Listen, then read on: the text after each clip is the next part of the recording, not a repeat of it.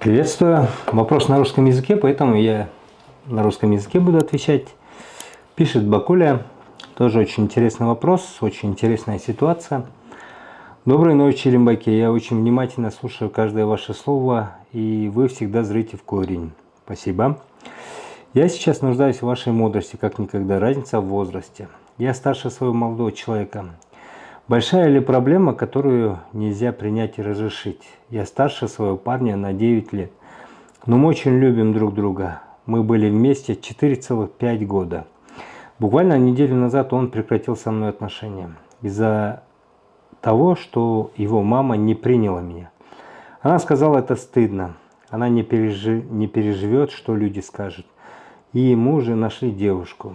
Он сейчас с ней выбрал не себя, а то, что ему приказала мама. Насколько правильно, чтобы родители вмешивались в жизнь своих детей? Неужели это такой большой грех или невозможная ситуация, которую нельзя решить? Я не была ни разу замужем, детей нет. Встретила его и искренне полюбила. Сейчас осталась одна после таких длительных отношений. Уважаемая Бакуля, знаете, я не знаю, сколько вам лет, вы не написали, сколько вам лет. Но я думаю, что вы взрослая девушка. Достаточно взрослая, чтобы много чего понимать. Нужно понимать следующее. Во-первых, что любые родители, не любые, конечно, но большинство, в подавляющем случае, большинство родителей в нашем менталитете, в нашем обществе, она будет стараться вмешиваться. Очень много мужчин, они вырастают под большой опекой, под большим влиянием родителей. У нас детей в большинстве своем воспитывают, и они взрослеют под постоянной агитацией, постоянной пропагандой того, что вот мы, родители твои, мы тебя растим, мы тебе даем, вот мы не спим ночами, мы страдаем, мы ради вас живем, вы наш смысл жизни. Вот видите, с каким трудом деньги находим, как сложно нам, но несмотря на это, мы воспитываем, и вы обязаны смотреть за родителями, слушаться их.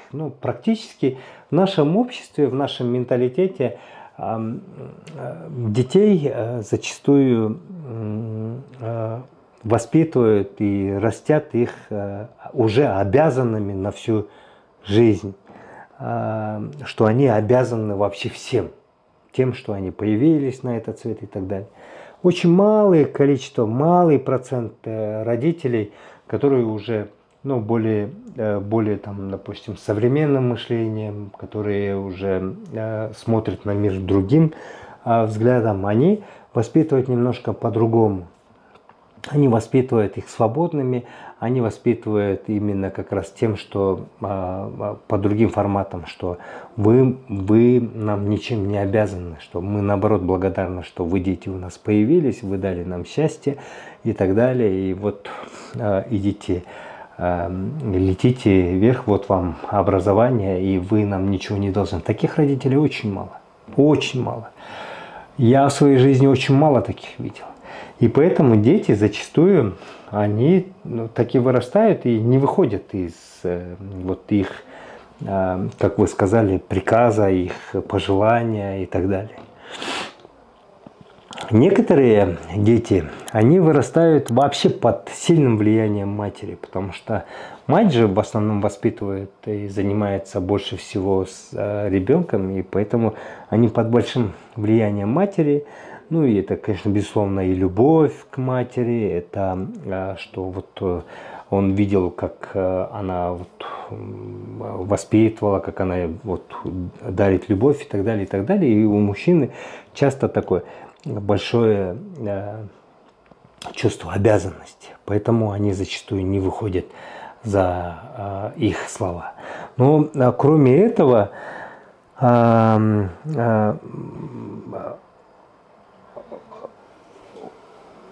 даже если родители стараются более-менее свободно воспитывать, родители есть родители, они большой авторитет.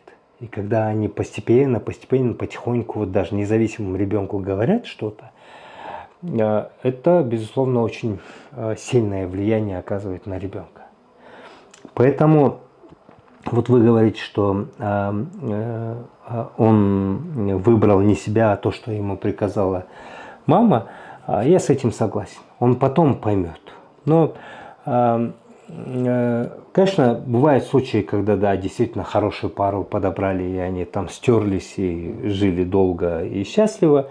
Но я насколько знаю, я насколько встречал, когда родители непосредственно влияют на ребенка, что вот женились на того или на ту или иную девушку, обычно это всегда заканчивается тем, что через какое-то время люди разводятся.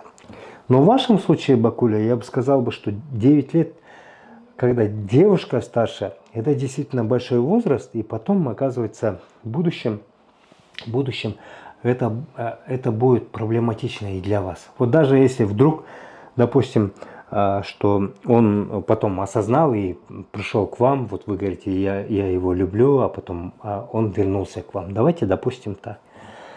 Нужно понимать, что вообще и в части кругозора, видения девушки быстрее развиваются мальчиков. Вы же это знаете же.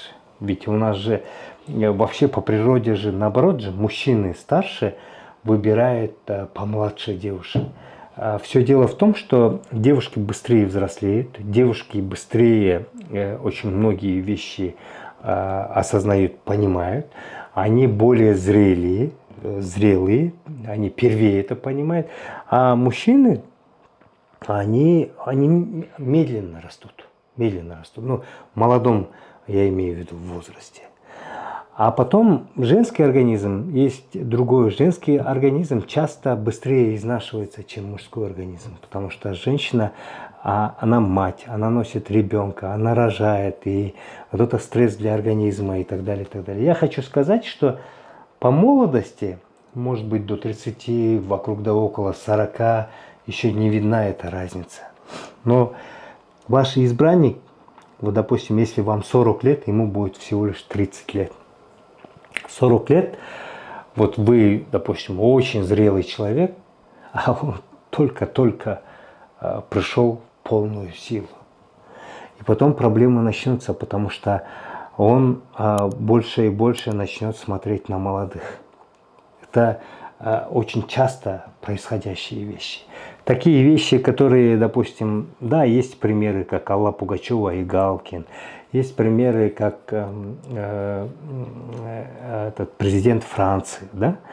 Это исключительный пример. И если, допустим, вы скажете, что у нас примерно такой исключительный пример, и у нас такая сильная любовь, то, ну, может быть, у вас такое получится. Но очень маленький процент тех людей, которые вот так счастливо живут с такой большой разницей.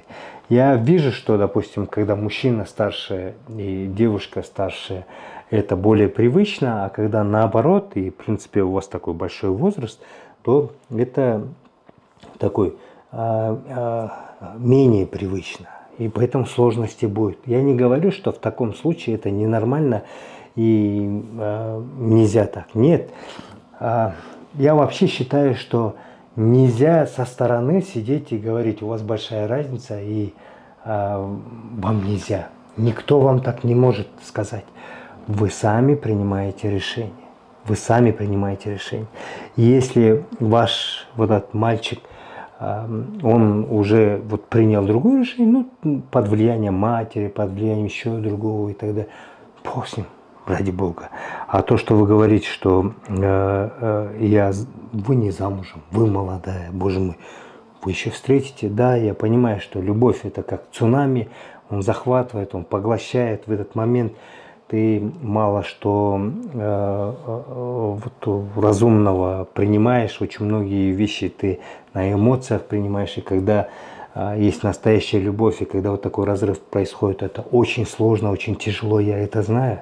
Но как бы там ни было, за любовь нужно, чтобы боролись два человека.